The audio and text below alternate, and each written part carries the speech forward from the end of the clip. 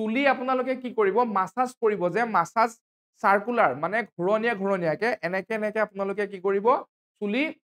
গা ধোৱাৰ সময়ত যেতিয়া শ্যাম্পু কৰে শ্যাম্পু খুব জোৰে এনেকে নকৰিব আপোনালোকে শ্যাম্পু এনেকে ঘূৰাই মই দেখাই দিছো ৰাউন্ড শেপত এনেকে ঘূৰাই ঘূৰণীয়াভাৱে কৰিব তেনেকে কৰিলে আপোনালোকৰ চুলিবিলাকৰ কি হয় মাসাজ হয় আৰু কি হয় চুলিৰ গুৰিবিলাক ষ্ট্ৰং হয় মানে অকমান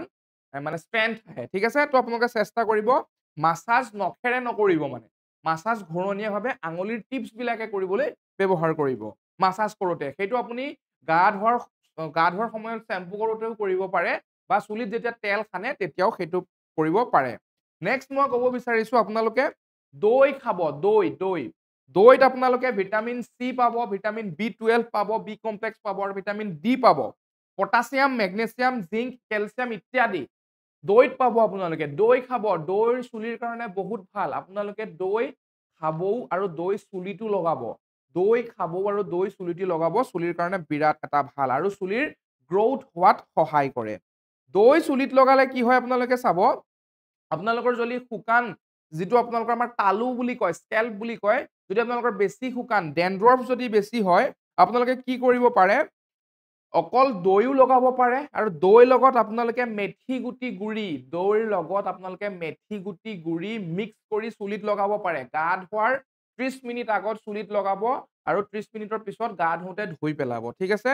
তাৰ পিছত কণী আমাৰ কণীৰ যেটো বগা অংশ কুহুমটো নহয় কণীৰ আমাৰ যি বগা অংশ সেই বগা অংশৰ লগত আপোনালোকে দৈ মিক্স কৰি যদি চুলিত লগাই চুলিৰ কাৰণে এটা বহুত ধুনীয়া হেয়াৰ মাস্ক হয় নেক্সট মই ক'ব বিচাৰিম আপোনালোকৰ কেঁচা পিয়াজৰ ৰস আপোনালোকে অনলি কেঁচা পিয়াজৰ ৰসও লগাব পাৰে লগতে কেঁচা পিয়াজৰ ৰসৰ লগত যদি নাৰিকল তেল মিক্স কৰি লগাই আপোনালোকৰ চুলিৰ কাৰণে বিৰাট ভাল যদিহে আপোনালোকে ৰেগুলাৰ লগাই আপোনালোকে বহুত এটা ভাল ৰিজাল্ট পাব আৰু কি হয় পিয়াজৰ কি থাকে সালফাৰ থাকে আৰু সেই সালফাৰে আমাক কি কৰে গম পায় আমাৰ চুলিৰ গুৰিলৈ অক্সিজেন সাপ্লাই হোৱাত বৃদ্ধি কৰে মানে আমাৰ অক্সিজেন সাপ্লাই যে হয় আমাৰ মাংস পেশীৰ পৰা যিবিলাক আমাৰ সকলো শৰীৰৰ সকলো অংগলৈ যে আমাৰ অক্সিজেন যায় বা তেজৰ সঞ্চালন হয় সেই তেজৰ সঞ্চালন বৃদ্ধি হ'ব আৰু চুলিৰ গুৰিৰ বিলাকলৈ তেজৰ সঞ্চালন বৃদ্ধি হোৱাৰ লগতে অক্সিজেনৰ ধুনীয়া সাপ্লাই হ'ব পিয়াজৰ ৰস আপোনালোকে যদি ব্যৱহাৰ কৰে আৰু চুলিৰ গ্ৰোথ বহুত ভাল হ'ব বা চুলি নখৰে তাৰ পিছত মই ক'ব বিচাৰিম নৰসিংহ পাতৰ ৰসৰ কথা নৰসিংহ পাতৰ ৰস নৰসিংহত calcium iron vitamin A B C etcetera মানে এইবিলাক সকলোবিলাক বস্তু নৰসিংহৰ পাতৰ ৰসত আপোনালোকে পাব নৰসিংহটো ৰেগুলাৰ খাব লাগে বহুত ধৰণৰ বেমাৰৰ কাৰণে ভাল লগতে আপোনালোকে নৰসিংহৰ পাতৰ ৰস চুলিটো লগাব পাৰে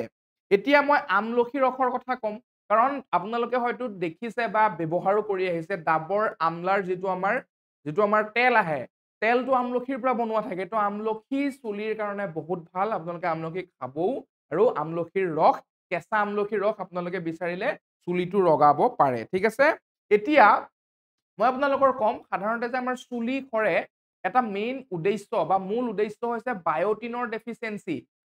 বায়োটিন হৈছে এবিধ ৰাসায়নিক পদাৰ্থ যিবিলাক আমাৰ শৰীৰত থাকিব লাগে শৰীৰত থাকিলে আমাৰ চুলিৰ খুব ধুনীয়া গ্ৰোথ হয় যদি আপোনালোকৰ শৰীৰত বায়োটিনৰ ডেফিচিয়েন্সি হৈছে বা বায়োটিনৰ পৰিমাণটো কমি গৈছে তেতিয়া আপোনালোকৰ চুলি খৰাৰ দেখা পোৱা যায় আৰু বায়োটিন থকা খাদ্য কম মই এতিয়া বায়োটিন থকা খাদ্য আপোনালোকে খালে চুলি মজবুত হ'ব বা চুলি ষ্ট্ৰং হ'ব বা চুলি নখৰিব ঠিক আছে এতিয়া খাদ্যবিলাক বায়োটিন থকা কি হ'ব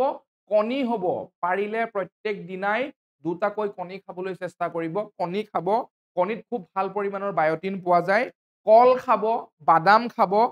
মাশৰুম খাব এইবিলাকত কি খাব মানে এইবিলাকত আপোনালোকে কি পাব যদি ৰেগুলাৰ খায় আপোনালোকৰ চুলিৰ গ্ৰোথটো বহুত ভাল হ'ব মই আকৌ এবাৰ কৈছো কণী কল বাদাম আৰু মাশৰুম এইবিলাকত খুব ধুনীয়া পৰিমাণৰ বায়োটিন থাকে আৰু বায়োটিন ডেফিচিয়েন্সি যদি আপোনালোকৰ শৰীৰত আছে এইখিনি বস্তু খালে আপোনালোকৰ বায়োটিন শৰীৰত পোৱা যাব ঠিক আছে নেক্সট মই কম প্ৰটিন মইতো অলৰেডি কৈছো যে আমাৰ চুলিত যিবিধ প্ৰটিন থাকে সেই প্ৰটিন বিধৰে নাম হ'ল আমাৰ কেৰাটিন প্ৰটিন আমাৰ চুলিত থাকে আৰু যদি কেৰাটিন প্ৰটিনৰ পৰিমাণ যদি আপোনালোকৰ চুলিত কমি যায় তেতিয়া আপোনালোকৰ কি হ'ব চুলি খৰা দেখা পোৱা যায় এতিয়া কেৰাটিন প্ৰটিন আপোনালোকে প্ৰটিনযুক্ত খাদ্য খাব লাগিব যদিহে আপোনালোকৰ খাদ্য তালিকাত কাৰ্বোহাইড্ৰেটছৰ পৰিমাণ বেছি আছে আপোনালোকে কাৰ্বোহাইড্ৰেটছৰ পৰিমাণটো কমাই প্ৰটিনৰ পৰিমাণটো বঢ়াই দিব প্ৰটিন বেছি খাব চুলিৰ কাৰণে আমাক প্ৰটিন বহুত বেছিকৈ লাগে, কেৰাটিন প্ৰটিন লাগে। তো আপোনালোকে প্ৰটিনৰ পৰিমাণটো বঢ়াই দিব।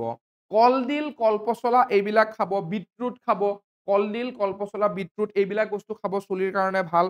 নাৰিকলৰ গাখীৰ, আপোনালোকে চাবচোন নাৰিকলটো যেতিয়া আপোনাৰ ৰুকনি বা আপোনালোকে তাক সৰু সৰু টুকুৰালে যেতিয়া উলিয়াই পেলাই, যেতিয়া আপোনালোকে চেপি দিয়ে এটা বগা ৰঙৰ ৰস ওলায়, ঠিক দেখিবলৈ গাখীৰৰ নিচিনা। সেই গাখীৰটো আমাৰ বহুত ভাল হয়। নাৰিকলৰ গাখীৰ যদি আপোনালোকে চুলিত লগাই আপোনালোকে এটা বিৰাট ভাল ৰিজাল্ট পাব। আমি যদি চাওঁ কেৰেলা, কৰ্ণাটক, সাউথ ইণ্ডিয়াত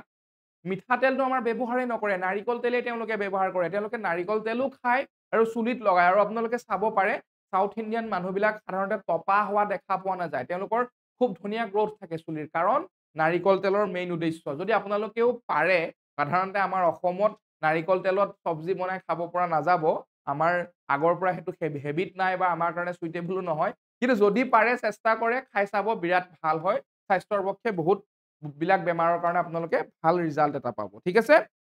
তাৰপিছত যদি আপোনালোকে চেম্পু ইউজ কৰিছেও ন, চেম্পু যদি আপোনালোকে ব্যৱহাৰো কৰিছে, চেম্পুটোৰ পিছফালে চাবচোন লিখা থাকে, ইনগ্ৰেডিয়েণ্টছ বিলাক লিখা থাকে, যে সেই চেম্পুটোৰ কম্পজিশ্যন কি বা চেম্পুটোৰ বনাইছে যে চেম্পুত কি কি ব্যৱহাৰ হৈছে। আপোনালোকে চাব ছালফেট আৰু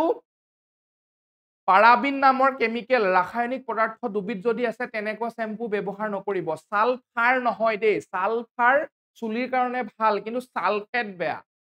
ছালফেট বেয়া, ছালফেট আৰু পাৰাবিন নামৰ যদি ৰাসায়নিক পদাৰ্থ দুবিধ চেম্পুত ব্যৱহাৰ কৰিছে, তেনে চেম্পু আপোনালোকে ব্যৱহাৰ নকৰিব, চুলিৰ পক্ষে যথেষ্ট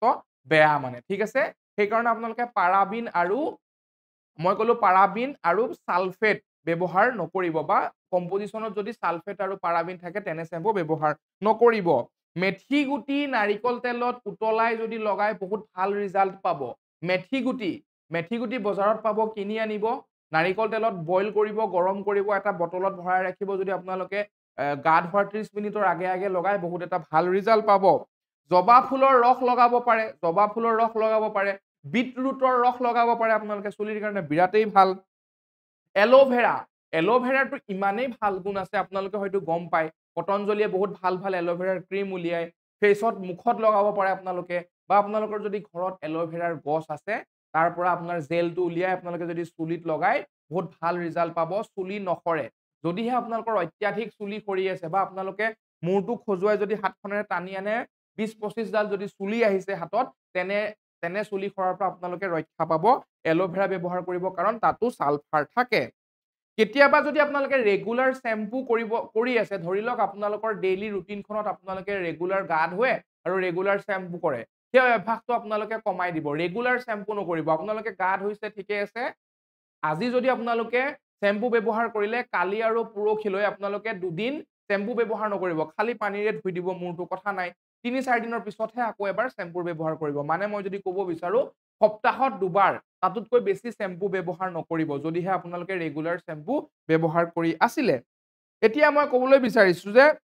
নাৰিকল তেলৰ ক্ষেত্ৰত যে মই ক'লো, নাৰিকল তেলনো কিয় ভাল মই আপোনালোকক ক'ব বিচাৰিছো। নাৰিকল তেলত আপোনালোকৰ কেইবিধমান এচিড পোৱা যায়, যেনেকে লাউৰিক এচিড বুলি এটা এচিড আছে, পালমিটিক এচিড বুলি এটা এচিড আছে, কেপ্ৰাইলিক এচিড বুলি এটা এচিড আছে, যিবিলাক আমাৰ চুলিৰ কাৰণে বিৰাট ভাল। আৰু সেই এচিড বিলাকৰ কাৰণে নাৰিকল তেলৰ যিটো আমাৰ মানে আমাৰ কাৰণে, যিটো শৰীৰৰ কাৰণে বা আমাৰ চুলিৰ কাৰণে যিখিনি আমাৰ ভাল গুণ, গোটেইখিনি পোৱা যায়। মই আকৌ কৈছো, লাউৰিক এচিড, পালমিটিক এচিড আৰু কেপ্ৰাইলিক এচিড থাকে বাবে নাৰিকল তেলৰ যিটো আমাৰ শৰীৰৰ কাৰণে বহুত ভাল এটা গুণ হয়, চুলি আপোনালোকৰ বহুত ভাল কৰি পেলাব। তো মই যিমানখিনি আপোনালোকক ঘৰুৱা ট্ৰিটমেণ্টৰ কথা ক'লো, সেই গোটেই ট্ৰিটমেণ্টখিনি আপোনালোকে কি কৰিব, গা ধোৱা বা চুলি ধোৱাৰ 30 মিনিট আগতে চুলিত লগাব, বা ৰাতি শোৱাৰ সময়ত, যিখিনি তেলজাতীয় বস্তুৰ কথা ক'লো, ৰাতি শোৱাৰ সময়ত যদি আপোনালোকে লগাই শুই যায়, ৰাতিপুৱা শুই উঠি মূৰটো ধুই দিব।